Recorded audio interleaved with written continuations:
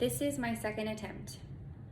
From a very young age, I knew I loved just about every single one of my possessions equally. However, as an adult, it's hard to imagine going from loving just about all of your possessions to questioning what actually is important to you.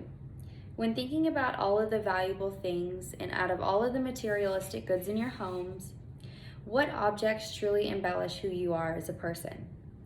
My name is Jacqueline Goss. I am originally from Colorado Springs, and I am finishing my second year at Brookhaven Community College. In the following speech, I will display and explain 4 different objects that I would describe as valuable and important to who I am as a person.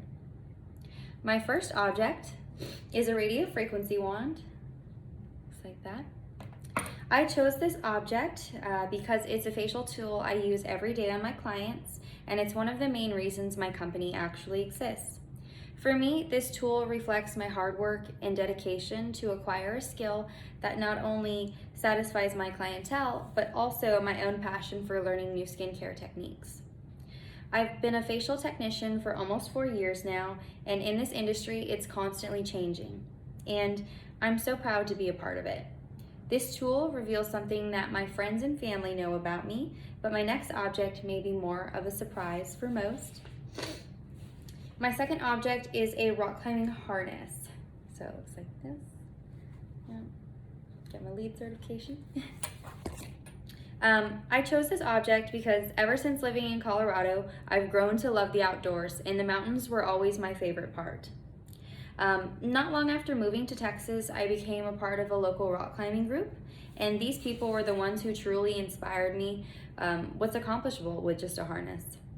Rock climbing taught me how to set big goals for myself and how putting hard work into something constantly will ultimately lead to success. Now, the past 2 items symbolize who I am as a person, but there's a lot more that's not as a parent. For my third object, I chose a world globe. Like this, okay? For me, this symbolizes my true ethnicity, which is a little misleading. I know I look totally Caucasian, however, I am actually half Filipino.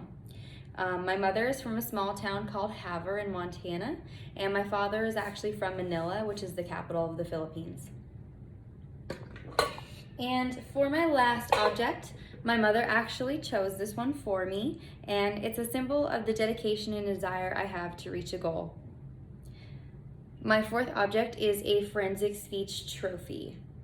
When I was 12 years old, I was a part of my middle school's debate team, and it was an extracurricular activity which involved memorizing a several-page long script and then presenting it to a small group.